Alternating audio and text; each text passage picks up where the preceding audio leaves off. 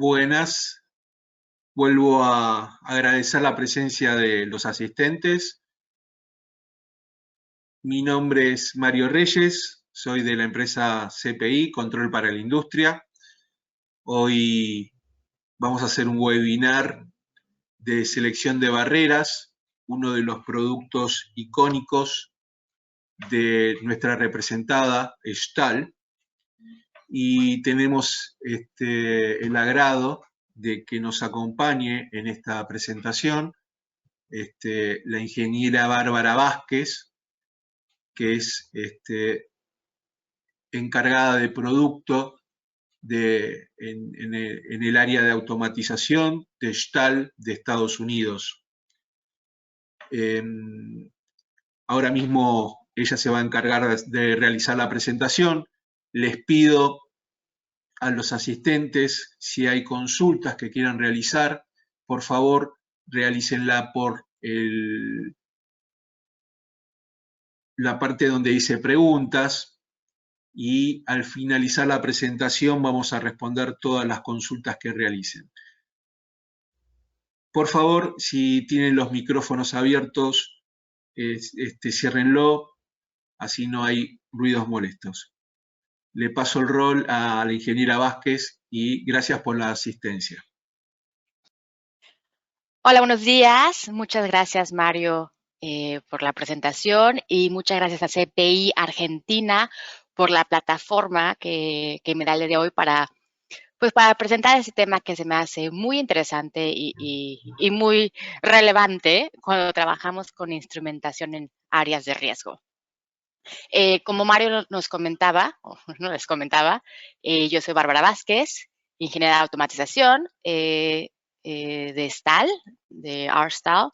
R-Stahl Estados Unidos apoya o trabaja con todo el continente americano. Entonces he tenido la oportunidad de trabajar con el equipo de Argentina ya por unos años. Bueno, si ustedes no conocen Stahl, aquí les comento rápidamente.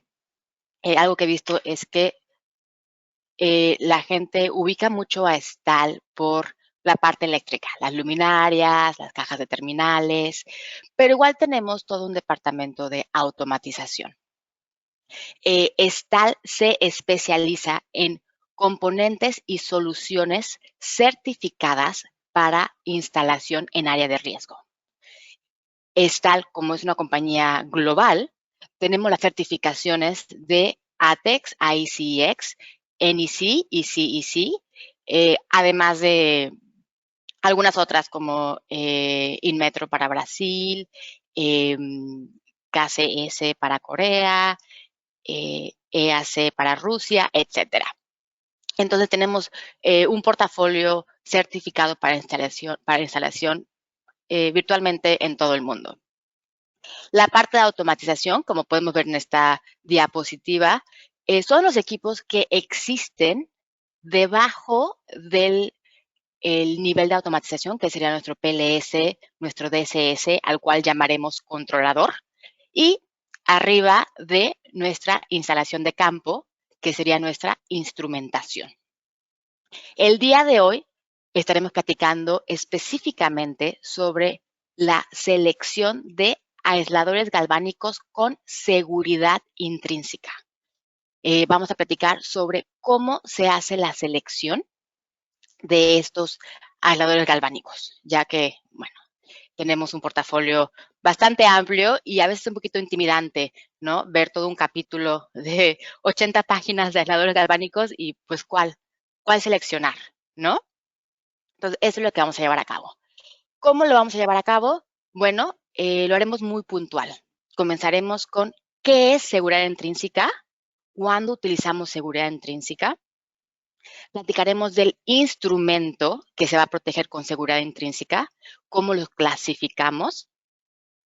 Platicaremos sobre los parámetros de entidad, cuáles son estos, qué significa, para qué nos sirven, cómo seleccionar la barrera, de qué lista podemos sacar opciones para seleccionar la barrera, y vamos a verificar que el instrumento con la barrera sean operacionales y que tengan seguridad intrínseca, que estemos creando un lazo intrínsecamente seguro. Y lo llevaremos a cabo con ejemplos. Entonces, es una presentación bastante puntual, bastante específica.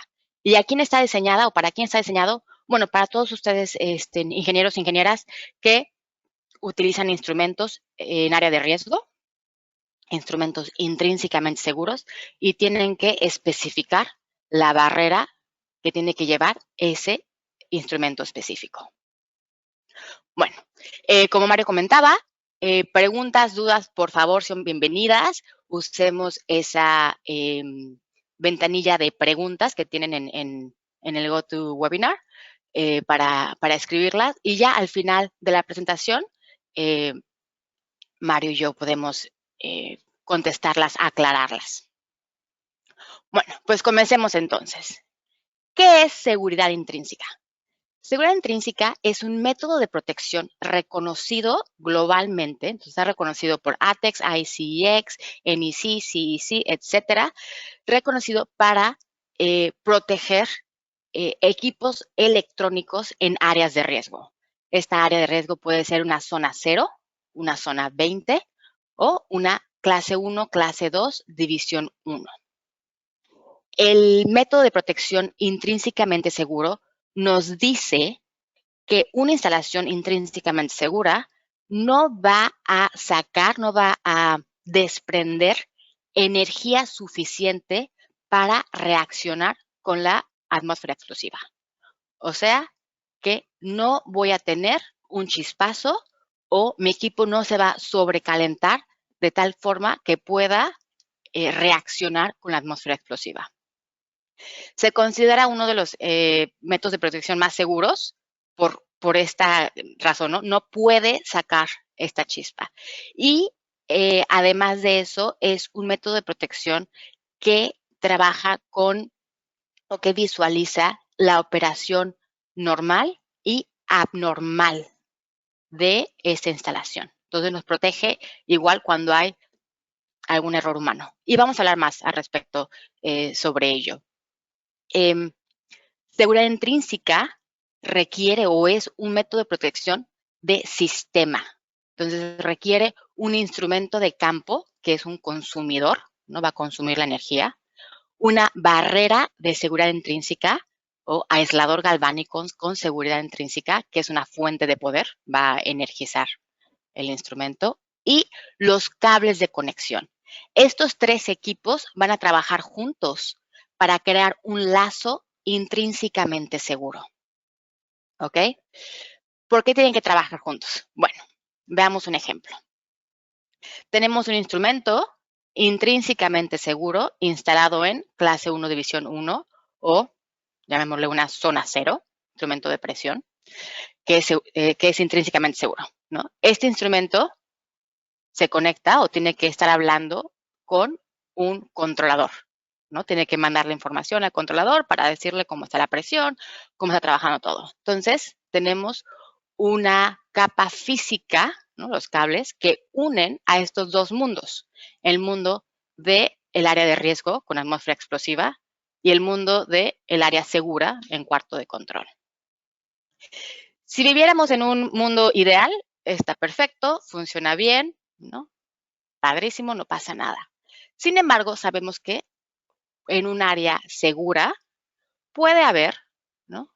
Una alta de corriente, una alta de voltaje, puede pasar un cortocircuito, pueden haber ese tipo de incidentes que no significan mucho para un área segura.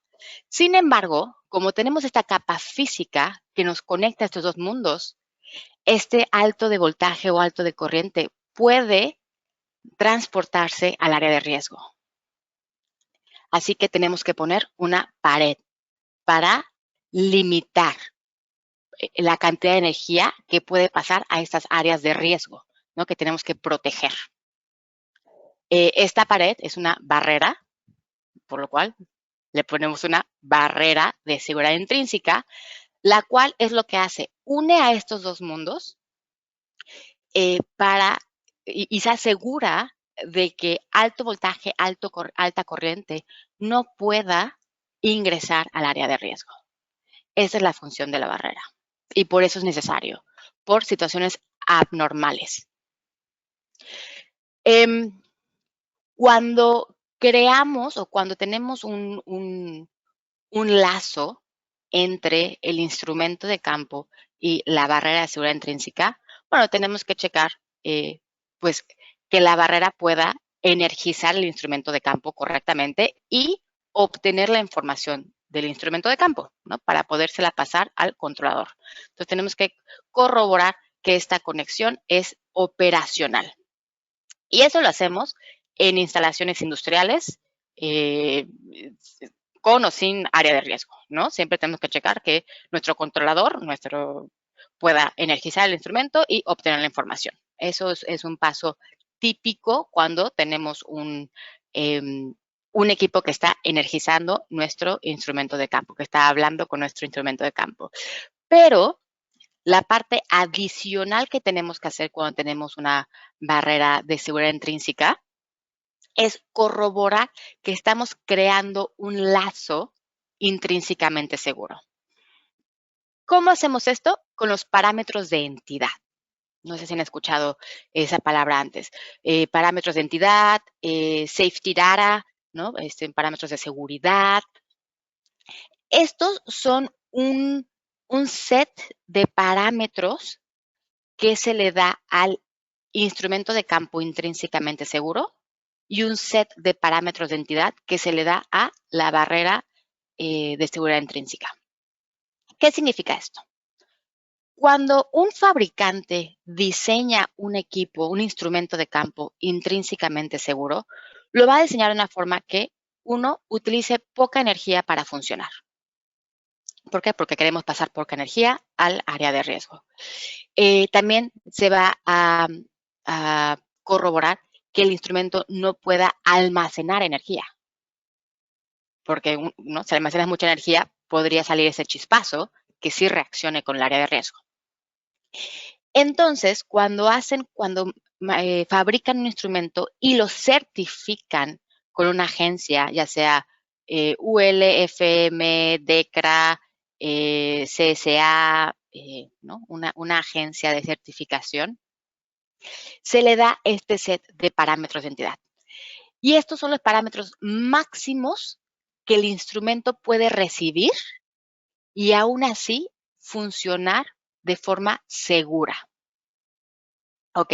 En este ejemplo, en esta tabla, tenemos los parámetros de entidad del instrumento de campo como 30 volts, 200 miliamps, 1 watt.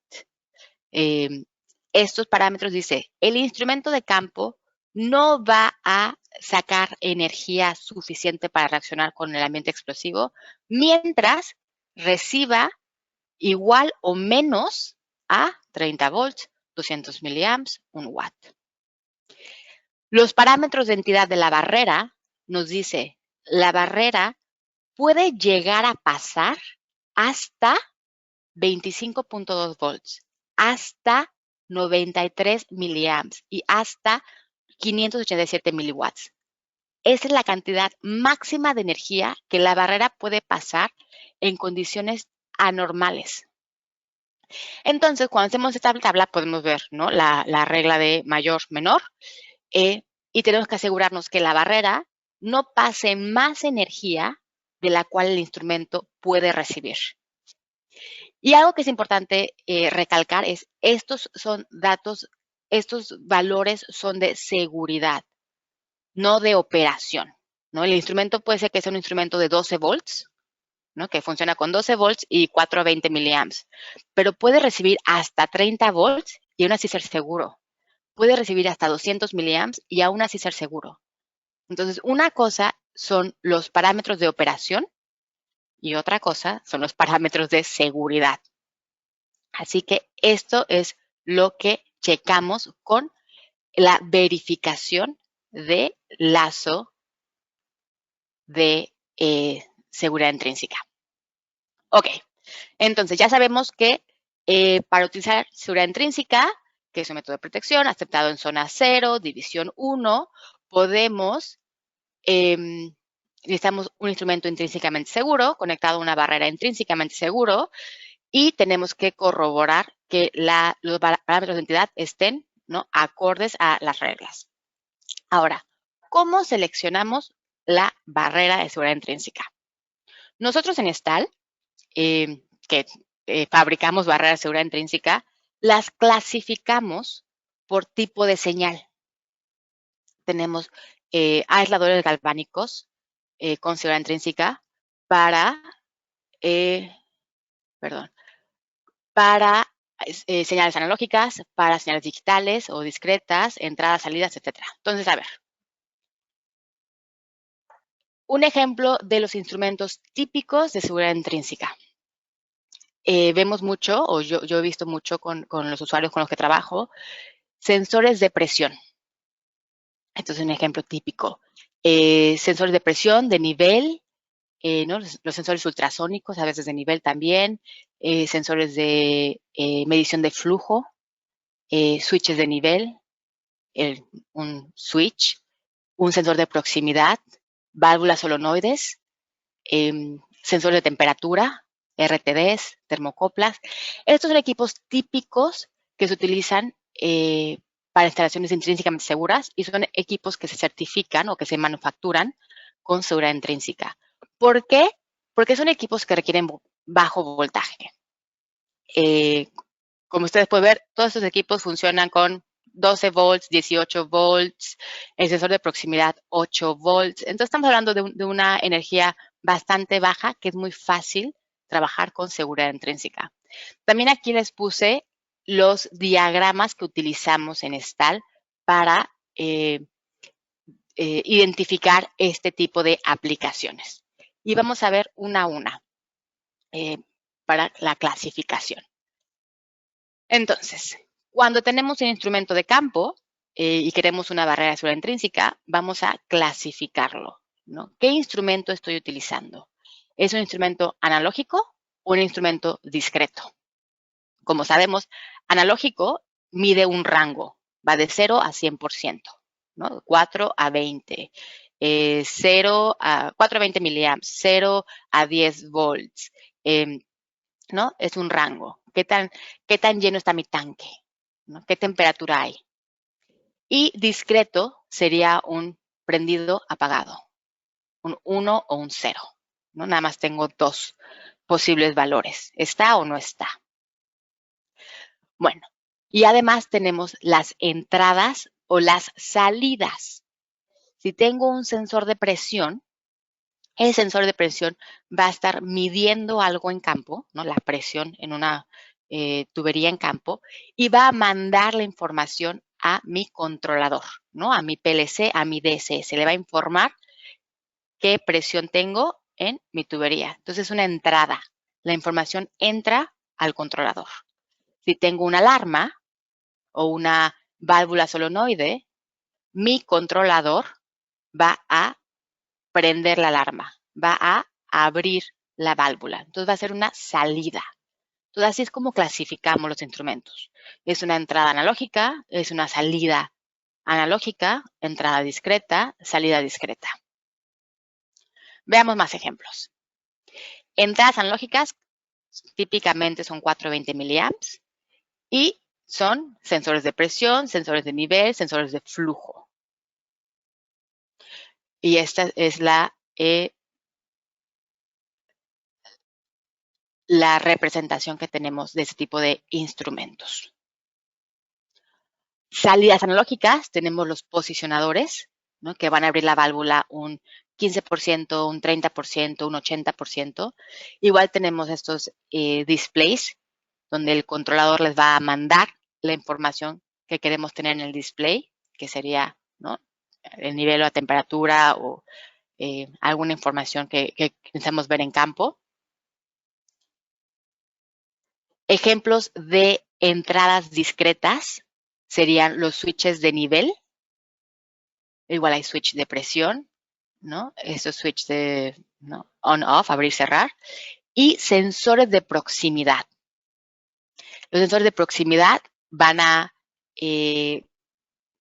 medir o van a ver si hay presencia o no hay presencia de pues el metal que está midiendo.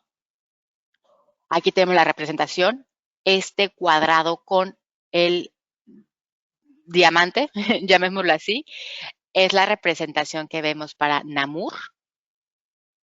Y aquí tenemos el contacto seco para los switches. En esta gráfica tenemos una medición de pulsos, ¿no? Revoluciones por minuto. Entonces ya es un pulsado. Sigue siendo un prendido apagado, un 1-0, pero ya a mayor velocidad. Esto se le denomina entradas discretas. Salidas digitales o salidas discretas. También tenemos las válvulas solenoides. Estas válvulas son abiertas o cerradas, no hay punto medio. También tenemos los indicadores LED, ¿no? Para nuestras botoneras, por ejemplo, Stahl tiene botoneras intrínsecamente seguras y también tenemos nuestras alarmas. La representación gráfica, aquí están alarmas, LEDs y válvulas solenoides. Son salidas digitales. Esta información, les digo, es importante. ¿Por qué? Porque así clasificamos los aisladores galvánicos o las barreras en nuestra documentación y así le hace más fácil poder encontrar la barrera correcta que estamos buscando para nuestra aplicación. Ok, cuando tenemos nuestro instrumento que vamos a utilizar, podemos ver en la hoja técnica cómo claramente indica que es un instrumento intrínsecamente seguro. Y aquí es importante, un instrumento intrínsecamente seguro se conecta a una barrera intrínsecamente segura para crear un lazo intrínsecamente seguro, el cual se puede instalar en área de riesgo. Estas tres partes tienen que trabajar en conjunto. Y en la documentación hay veces que son más claros que otros. Aquí, por ejemplo, nuestros amigos de ASCO ponen claramente que se tiene que instalar con una barrera de seguridad que limita el voltaje y la corriente. Entonces, siempre un instrumento intrínsecamente seguro tiene que estar energizado por una barrera intrínsecamente segura. Y eso está en la documentación del instrumento. Y como pueden ver, estoy hablando bastante del instrumento de campo, porque por ahí comenzamos. Tenemos que saber qué instrumento vamos a instalar para poder definir qué barrera requiere ese instrumento. Entonces, siempre partimos del instrumento. El instrumento nos va a decir cómo se instala y qué reglas tenemos que seguir. Bueno, hagamos unos ejemplos. Ejemplo número 1. Tengo un instrumento intrínsecamente seguro, es un sensor de presión. En la hoja técnica o en el manual vamos a buscar la información. Vamos a buscar la información de operación y la información de seguridad. En este instrumento podemos ver el número de parte y sabemos que es un instrumento 420 miliamps. Sabemos que es un sensor 420, sabemos que es analógico y como es un sensor de presión, sabemos que es una entrada, ¿no? Que nos está mandando la información a nuestro controlador. Entonces, una entrada analógica. Encontramos en la hoja técnica los parámetros de operación y vemos que es intrínsecamente seguro y para la versión intrínsecamente segura requiere mínimo 10.5 volts para poder energizar. Entonces aquí ya sabemos que requiere al menos 10.5 volts y 20 miliamps para que el instrumento opere correctamente. Entonces esa es nuestra información de operación. En el mismo manual de operación de este instrumento encontramos los parámetros de entidad, donde nos dice, ¿no? Instalación intrínsecamente segura, tiene parámetros de entidad, 30 volts, 200 miliamps, 1 watt. Entonces aquí ya sacamos la información de operación y la información de seguridad. Y sabemos, ¿no? qué tipo de instrumento es. Entrada analógica. ¿Y ahora qué hacemos? Nos vamos a la selección rápida de Stahl, donde aquí, como les comentaba, tenemos la clasificación de los instrumentos, ¿no? Analógicos, discretos, entradas, salidas y la representación gráfica de esta instrumentación tenemos recomendaciones de barreras Zener, aisladores galvánicos y entradas y salidas remotas. Estamos platicando el día de hoy de aisladores galvánicos, así que vemos la primera recomendación, 9260. Nos vamos al catálogo y vemos la hoja técnica del número de parte 9260 13 11 10. En este número de parte vemos que es una barrera de seguridad intrínseca para entradas analógicas, 420 Hz. Y en la parte de operación nos dice que este instrumento, esta barrera de seguridad intrínseca puede sacar 16 volts a 20 miliamps. Entonces, la parte de operación sabemos que la cumple. El instrumento era mínimo 10.5, máximo 30, ¿verdad? Entonces, tenemos 16, que está en el rango de voltaje que el instrumento va a aceptar o necesita para operar.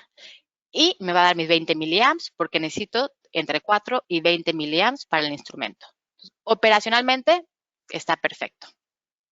También puedo ver mi diagrama de conexión. Yo soy una persona que prefiero verlo en diagramas, en gráficas, en tablas. Así que reviso mi diagrama de conexión y puedo ver como aquí tengo mi instrumento de 2 hilos, ¿no? Un transmisor de 2 hilos, el cual se puede conectar a 10 y 11.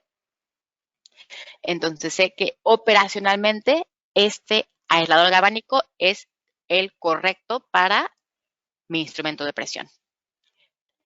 Aquí tengo el set de valores de parámetros de entidad, así que hago mi tabla comparativa y veo que correctamente mi barrera de seguridad intrínseca tiene valores menores a los que el instrumento puede aceptar. Por ello, ya puedo corroborar que estoy formando un lazo intrínsecamente seguro en esta instalación. ¿Ok? Entonces, esos son los pasos que tenemos que hacer. Buscar la parte operacional y la parte de seguridad y checar ambos. ¿Hacemos un ejemplo más? Ejemplo número 2. Aquí tengo un switch, aquí tengo 2 ejemplos. Un switch de nivel y un sensor de proximidad. Mi switch de nivel en la documentación me dice que tiene que estar energizado por un aparato con seguridad intrínseca. Entonces, aquí claramente me dice, se tiene que energizar con una barrera de seguridad intrínseca, ¿no? En la documentación del instrumento de campo siempre te lo va a aclarar. Y en la documentación igual puedo ver que el número de partes, mi A8, que es un sensor NAMUR, y tengo mis parámetros de seguridad. 16 volts, 52 miliamps, 170 miliwatts. En el sensor de proximidad, igual tengo el símbolo de NAMUR y en la documentación que leí, también me dice claramente que mi sensor de proximidad es un sensor NAMUR y me da mis parámetros de entidad. Aquí quiero aclarar algo sobre el sensor NAMUR. He visto, me ha tocado que no está muy claro qué significa NAMUR. Bueno, en este escenario, NAMUR es el tipo de señal. NAMUR sí es una señal 1-0, ¿no? Digámosle prendido apagado, pero lo mide de una forma diferente. Me dice que el target o que el sensor está sensando cuando tengo un valor menor a 1.2 miliamps y el sensor está pasivo o no está sensando cuando tengo un valor mayor a 2.1 miliamps. Esto es interesante porque, una vez más, sí es una señal, digámosle 1-0, me dice está presente o no está presente, pero con corriente.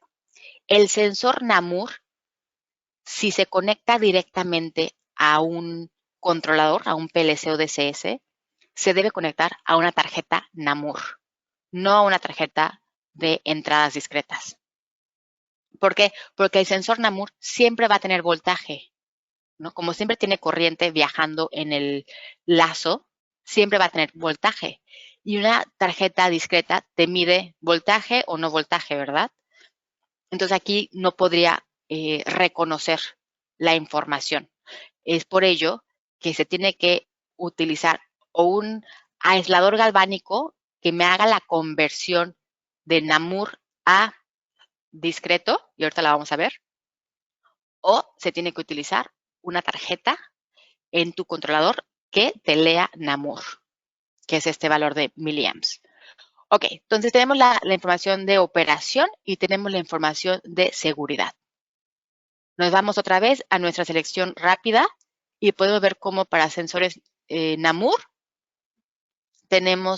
no tenemos barrera Zener, tenemos aisladores galvánicos y tenemos remotas. 9270, nos vamos a la hoja técnica, 9270, 11, 17, 15. Vemos la información de seguridad, vemos el diagrama de conexión. Aquí tengo mi sensor NAMUR que se conecta y aquí pueden ver cómo hace esa conversión, ¿no? En el área segura ya tengo un contacto seco. Es por ello que cuando tienes un sensor NAMUR y utilizas un aislador galvánico, puedes utilizar en tu cuarto de control una tarjeta discreta, porque el aislador galvánico te hace esa conversión. ¿Ok? Entonces sabemos que operacionalmente va a funcionar correctamente, porque la tarjeta está diseñada para sensores NAMUR. Y checamos ahora los parámetros de entidad. 16 volts, 25 miliamps, 34 miliwatts por la parte del instrumento y la barrera tiene valores menores, por lo cual es un lazo intrínsecamente seguro. Ok, un ejemplo más. Una válvula solenoide. En esta hoja técnica de esta válvula específica nos da un diagrama de conexión donde nos dice, ¿no? En tu área de riesgo tienes tu válvula solenoide y fuera del área de riesgo la estás energizando con una barrera solenoide, la cual tiene, ¿no?, una entrada de voltaje. En la hoja técnica igual nos dice que la versión intrínsecamente segura de esta válvula requiere un voltaje de operación mínimo 18 volts, máximo 28 volts. Y nos dice que el consumo de energía es de 0.3 watts. También nos da los parámetros de entidad, 28 volts, 120 miliamps y 0.84 watts. Ok, y aquí tenemos que sacar cuánta corriente requiere. Necesitamos voltaje y corriente. Si tenemos 0.3 watts, lo dividimos entre 18 volts y nos da 0.016667 amps. Redondeamos a 17 miliamps. Entonces requiere, esta solenoide para energizarse requiere 18 volts a 17 miliamps para operar correctamente. ¿Qué hacemos? Nos vamos a la guía rápida de selección. Buscamos salidas discretas.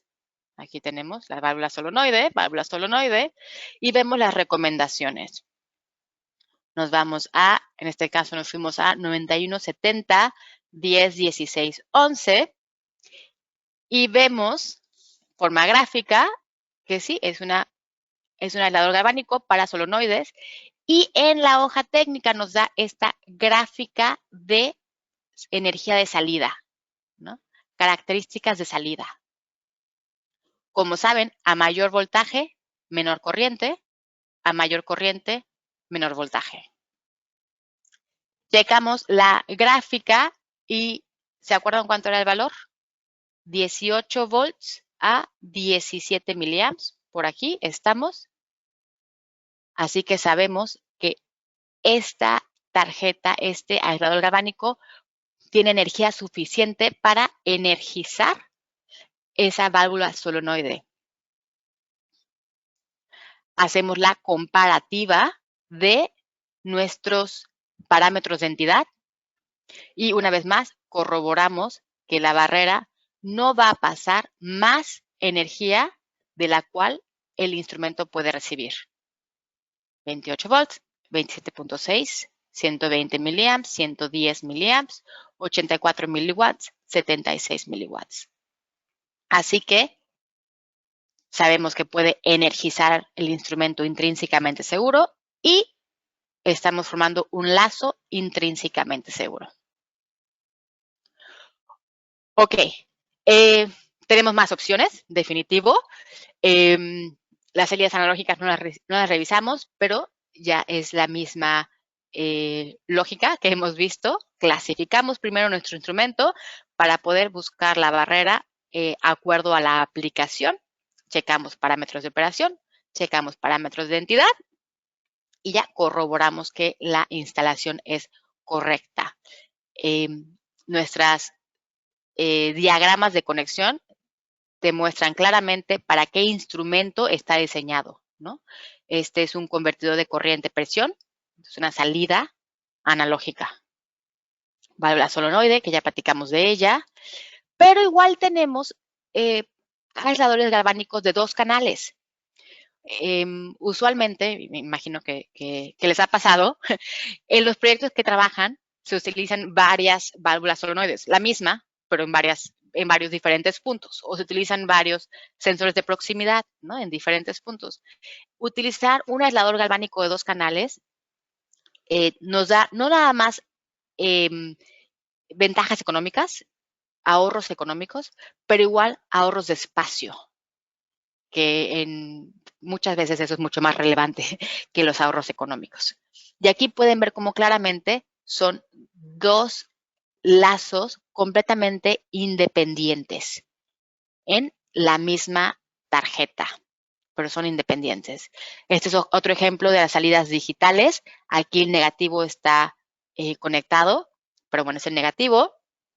Para salida digital, eso no es relevante. Entonces tenemos nuestros 2 lazos igual independientes. La guía de selección rápida, bueno, como pueden ver, tenemos más opciones. Tenemos opciones para instrumentos de 4 hilos, los contactos, convertidor de frecuencia, y bueno, igual tenemos de temperatura, que ya no puse aquí porque me quedé sin espacio. Pero bueno, tenemos un poquito más de aplicaciones que podemos cubrir, al igual que más opciones de tarjetas, de aisladores galvánicos que podemos revisar. Esto sí depende mucho de la aplicación. Ahorita vimos las aplicaciones típicas, ¿no? Las que yo considero cubren el 80% de las aplicaciones que tenemos. Entonces, si resumimos lo que platicamos el día de hoy, es cómo seleccionamos un aislador galvánico. Primero tenemos que definir el instrumento. ¿Qué instrumento vamos a estar utilizando? Corroborar que es un instrumento intrínsecamente seguro. Clasificarlo. Es analógico, es discreto, es entrada, es salida. Obtener los parámetros de operación del instrumento de campo. Obtener los parámetros de entidad del instrumento de campo. Podemos utilizar la selección rápida de barreras de seguridad intrínseca. Y ahí, con la hoja técnica, checar los parámetros de operación, parámetros de entidad, para corroborar que es una selección correcta, que va a energizar mi instrumento, que va a funcionar y que va a crear un lazo intrínsecamente seguro, el cual no es capaz de hacer un chispazo o de sacar mucha energía que pudiese reaccionar con el área de riesgo. Si en la selección típica, en la selección rápida, no encontramos la barrera correcta, necesitamos algo un poquito más especializado, contacta a tu representante STAL, CPI en Argentina, o mándanos un correo directamente a STAL. Y ahí tenemos más opciones. Tenemos unas opciones muy interesantes, por ejemplo, tenemos un aislador galvánico, el cual energiza tu sensor de presión, por ejemplo, te manda el 420 a tu controlador, pero aparte lo puedes configurar para que te dé unos contactos secos para alarma. Entonces puedes configurar el aislador galvánico para decirle, si la presión sube a más de 18 miliamps, cierra el contacto seco para tener una alarma local. También tenemos salidas dobles. Hay veces que necesitamos tener la información de un sensor de presión y enviarlo a 2 puntos, a un controlador y a un, no sé, un display local. Entonces tenemos aisladores galvánicos que te dan la seguridad intrínseca para tu instrumento de campo, pero aparte te duplican la información de salida en el área segura para mandarlo a 2 lugares diferentes. Y definitivo, los convertidores. Entra una termocopla, sale un 420. Entra un pulsos, ¿no? Frecuencia, sale un 420. Entonces tenemos un poquito más de opciones si fuesen necesarias. Ahorita nada más revisamos las básicas. ¿Qué herramientas están disponibles? Bueno, tenemos nuestro catálogo en línea que cubre todos los productos de automatización, donde van a encontrar la guía de selección rápida con la que acabamos de platicar, más aparte las hojas de datos con los diagramas de conexión que acabamos de revisar. Entonces, esa información está en nuestra página web o se la pueden pedir a su representante CPI. También les recomiendo que sigan el canal de YouTube de STAL. Hemos sacado varios tutoriales. Ahí donde platico, bueno, yo tuve la oportunidad de platicar sobre la verificación de parámetros de entidad, también las reglas de instalación de seguridad intrínseca en cajas de terminales, por ejemplo. Y tenemos a otros compañeros igual platicando sobre otras tecnologías que se pueden utilizar en áreas de explosión. Entonces les recomiendo que nos sigan en el canal. Bueno, y el día de hoy, pues ya con eso terminamos, que fue la selección de aisladores galvánicos. Les agradezco mucho el tiempo. Y Mario, no sé si tengas algunos comentarios, algunas preguntas. Sí, Bárbara, ¿qué tal? Excelente exposición. Como siempre nos tenés acostumbrado. Tengo algunas consultas, algunas personas te mandan saludos. Carlos Padován, el ingeniero Mínguez. Muchas gracias. Una consulta de Martín Escalante, que ya mismo paso a preguntar, a ver. Acá está. Un minutito porque ¿Qué sucede con la presión de lectura de corriente? ¿Qué sucede con la precisión de lectura de corriente 420 mA entre la entrada y la salida de una barrera? Muy buena pregunta. Los aisladores galvánicos te van a repetir la información. Entonces, cuando la información 420 llega al aislador galvánico, de ahí te lo repite para mandártelo al cuarto de control, lo cual igual es muy bueno cuando tienes caídas de voltaje o un poquito de caídas de energía o tienes ruido en la línea, te lo limpia. La precisión, eso tienes que revisar con eso tienes que revisarlo con el aislador que selecciones.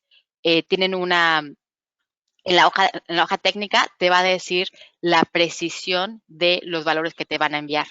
No tengo el dato de la barrera de STAL, te lo puedo mandar luego, pero bueno, es una precisión, no sé, .0000 algo más. Entonces, sí es bastante preciso lo que ofrecemos, pero es un dato que está en las hojas técnicas de todos los fabricantes de aisladores galvánicos para hacer esta repetición. Esta misma pregunta la está respondiendo con la segunda que había hecho Martín, que era ¿cuántas ppm de error tiene una barrera? Ajá, exacto. Bien. Entonces, esa información igual está en la hoja técnica de la precisión. Bien, a ver, otra pregunta. ¿Hay alguna limitante en la distancia de cableado entre la barrera y el instrumento? Sí,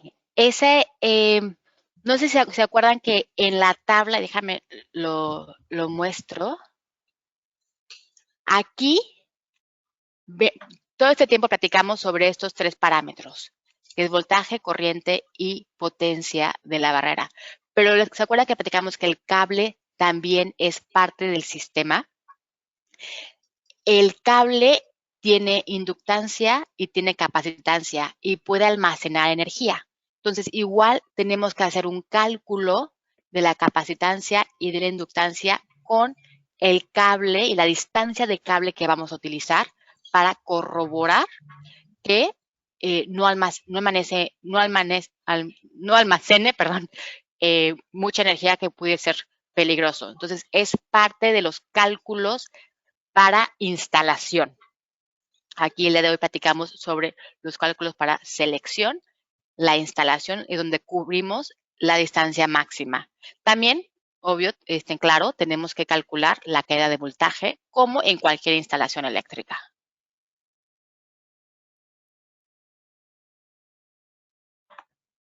Ujú, Bien, Bárbara, otra preguntita más. claro. En el caso de una barrera que limita la energía, ¿la puedo utilizar con un instrumento a prueba de explosión? Creo entender un instrumento que está dentro de una envolvente antideflagrante y así tener la protección de seguridad intrínseca en mi instalación. Ujú, claro.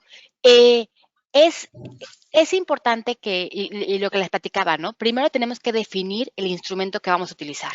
Si el instrumento es un instrumento a prueba de explosión, se tiene que instalar cuál es, a prueba de explosión, con tubería, con los prensacables, con los sellos y seguir el estándar de instalación de instrumentos a prueba de explosión. Si el instrumento es intrínsecamente seguro, se instala como lo dice la documentación, que es con una barrera intrínsecamente seguro. No debemos de mezclar métodos de protección porque nos arriesgamos a no tener ninguno. Y también algo que he platicado con varios clientes es, bueno, la barrera está limitando la energía a campo, ¿no? ¿Por qué tendría que utilizar un instrumento intrínsecamente seguro? ¿Por qué no puedo utilizar un instrumento cualquiera? Y la razón de esto es porque el instrumento en campo puede almacenar demasiada energía que fuese peligroso.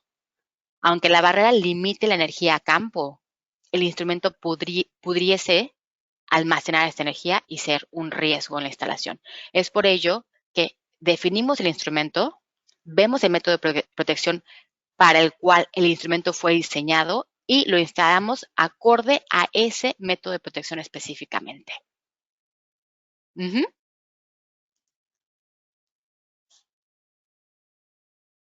Bien, Bárbara, buenísimo. Veo que no hay más consultas. No sé si alguno tiene algo más para consultar.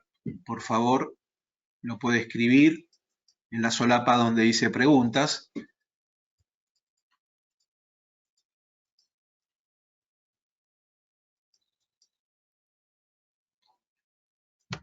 Y si a lo mejor el día de mañana se acuerdan de alguna pregunta que tuviesen, por favor contáctenos, tienen los contactos del equipo CPI, que ellos siempre pueden apoyar. Y también, bueno, tienen los contactos aquí les pongo el contacto de STAL directamente, automationteam@r-stal.com, que igual nos pueden contactar para alguna duda, algún comentario que tuviesen sobre esta presentación o seguridad intrínseca en sí. A ver, Bárbara, tengo una consulta más que está escribiendo una persona que se llama Ramiro, que creo que es algo similar a lo que respondiste recién, pero por las dudas lo consulto. ¿Qué pasa si Claro. tengo un instrumento que no es para seguridad intrínseca y entre él y el controlador colocaron una barrera intrínseca? ¿Puede funcionar el instrumento? Sé que no Sí, debería hacerse esa ajá, instalación, pero vi una ingeniería donde hicieron eso. exacto. El instrumento puede operar, pudiese ser que sí, opere correctamente, pero no tiene la seguridad intrínseca, no tiene la protección para área de riesgo. ¿Por qué? Por lo que platicábamos. El instrumento puede almacenar mucha energía. Claro, habría que ver qué instrumento es, porque si fuese una termocopla se considera un instrumento simple, el cual no requiere una certificación para ser intrínsecamente seguro, ¿no? Pero bueno, es una termocopla, ¿no? Son dos cables juntos. Es un instrumento muy, muy sencillo, el cual te permite instalarlo en área de riesgo con una barrera sin la necesidad de esa certificación. Pero si fuese un instrumento de presión, de nivel, solenoide, un instrumento ya con electrónicos dentro, esa instalación, una vez más, puede ser operativa, pero no es una instalación para área de riesgo. Bien, acá otra más que creo que lo resolviste o lo respondiste con el tema de la inductancia en el cable, pero lo vuelvo a consultar por las dudas. Debido a que los cables tienen inductancia y capacitancia y por lo tanto capacidades de almacenamiento de energía, ¿esto puede afectar la integridad del lazo intrínsecamente seguro? Bien. Correcto, exacto. Sí, y es por eso que comentábamos, el cable es parte del sistema y tiene que hacer el análisis de capacitancia e inductancia dependiendo de la distancia que se llevase. Y es por ello que aquí lo tenemos. Necesitamos la capacitancia y la inductancia del cable, la capacitancia e inductancia de la barrera y la capacitancia e inductancia del instrumento. Y así podemos calcular cuál es la distancia máxima que pudieras obtener. Si hubiese más preguntas sobre el cableado, les pido que nos manden un correíto y Mario, a lo mejor y podemos hacer un documento en conjunto estal con CPI que explique a más detalle estos cálculos. El estándar igual cubre estos cálculos, entonces podemos poner un documento al respecto si hubiese interés de nuestros usuarios. Pero sí, es parte de, y entonces por eso podemos ver acá el sistema junto. Sí, es muy importante checar estos valores. Una última pregunta, o hay una más, pero vemos Claro. ahí en el tiempo cómo lo resolvemos. Que la está enviando el ingeniero Mínguez. ¿Cómo selecciono la barrera cuando la uso con un aparato simple? El aparato simple, lo mismo, lo vamos a clasificar. Puede haber aparatos simples como un switch, ¿no? Un switch on-off es un cortocircuito. Es un aparato simple y es una entrada discreta. Un aparato simple sería una termocopla, una